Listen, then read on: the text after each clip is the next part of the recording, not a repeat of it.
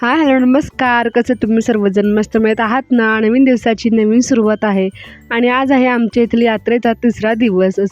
ग्रामदेवता काळम्मा देवी मातेच्या 12व्या वर्धापन दिनानिमित्त विविध कार्यक्रमांचं आयोजन करण्यामध्ये आलं होतं. 2 दिवस तर विविध स्पर्धा झाल्या. आज तिसरी स्पर्धा आहे. गाडी शर्यतीची स्पर्धा आयोजित केलेली होती, तर त्यासाठी इथे सर्वजण उपस्थित होते. सकाळी प्रचंड गर्दी होती इथे शर्यतीसाठी, शर्यत पाहण्यासाठी सुद्धा आणि शर्यतीसाठी सुद्धा विविध भागातून इथे सगळेजण आले होते गाडी घेऊन.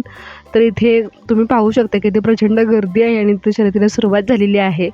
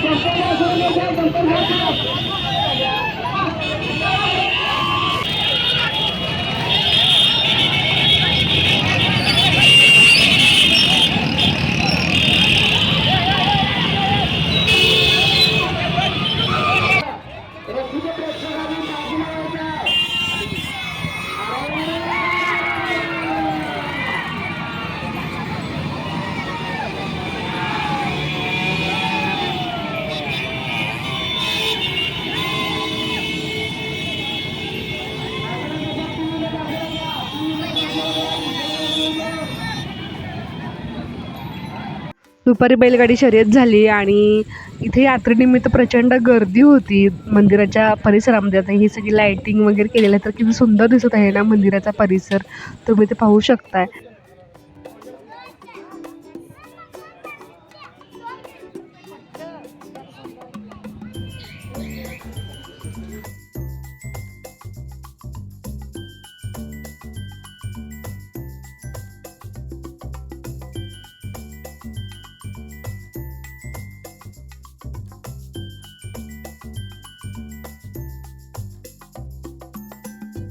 यात्रा म्हटलं ना की प्रत्येकाचा एक असं वेगळ्या प्रकारचा उत्साह असतो. प्रत्येकजण इथे त्यानिमित्ताने सगळेजण एकत्र येतात, छान गाठीभेटी होतात, सुंदर गप्पा गोष्टी होतात. त्यानिमित्ताने सगळेजण एकत्र येऊन या कार्यक्रमाचा, या यात्रेचा आनंद घेतात. लहान मुलांसाठी सुद्धा इथे छान छान खेळण्यांचं वगैरे इथं स्टॉल आलेले होते, दुकाने मांडलेली होती, खाण्याचे स्टॉल जास्त होते. मागच्या वर्षी ह्याच्यापेक्षा खूप जास्त गर्दी होती. यावर्षी थोडीशी गर्दी कमी पाहायला मिळाली, पण जी होती ती बऱ्यापैकी होती, असं नाही की फारच कमी होती. हे 2-3 दिवस यात्रेचे असतात ना, तर ते खूप छान असतात. प्रत्येकजण इथे येतं आणि लहान मुलांसुद्धा इथे खेळण्यासाठी जंप वगैरे होते. मंथनी तर खूप छान उड्या मारल्या ह्याच्यामध्ये, पण जास्त गर्दी पाहून तो जास्त वेळ काय थांबायचा नाही, पटकन खाली उतरायचा. आणि तुम्ही तर पाहू शकताय मुलांसाठी छान छान खेळण्याचे सुद्धा इथे 1-2 दुकानं मांडलेले होते.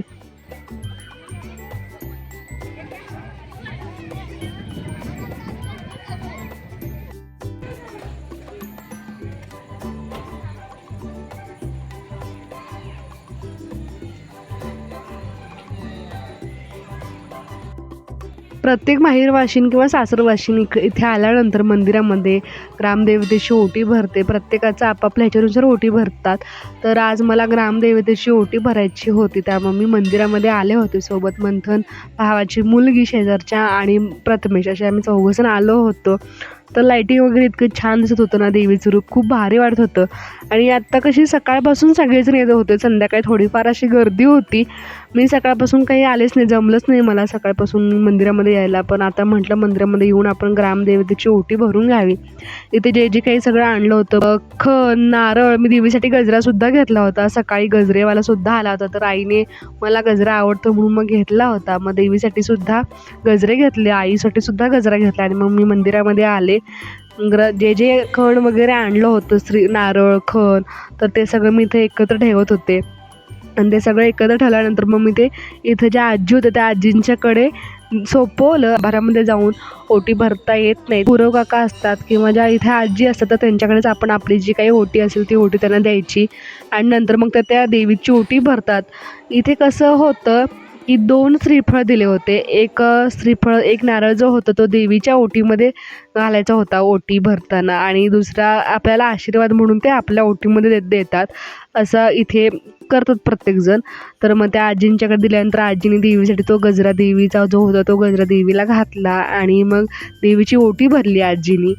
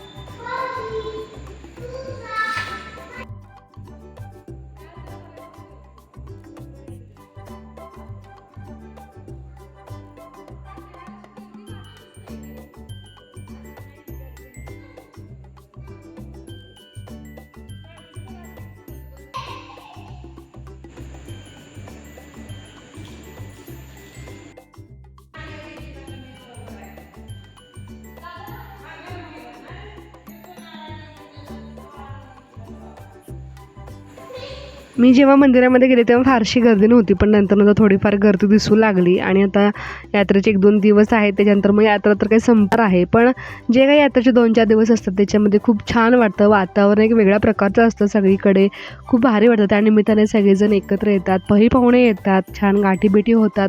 माझ्या तर बालपणीच्या 2-3 मैत्रिणीसुद्धा भेटतात, त्यांनासुद्धा मी भेटून आले. खूप भारी वाटत होतं. वर्षातून एकदा आम्ही सगळेजण आले की खूप गप्पा गोष्टी होतात, छान छान मेमरीज तयार होतात. तर तुम्हाला माझा आजचा छोटासा ब्लॉग कसं वाटला नक्की सांगा. माझ्या व्हिडिओला लाईक, शेअर, चॅनलला सबस्क्राईब करा. बाय.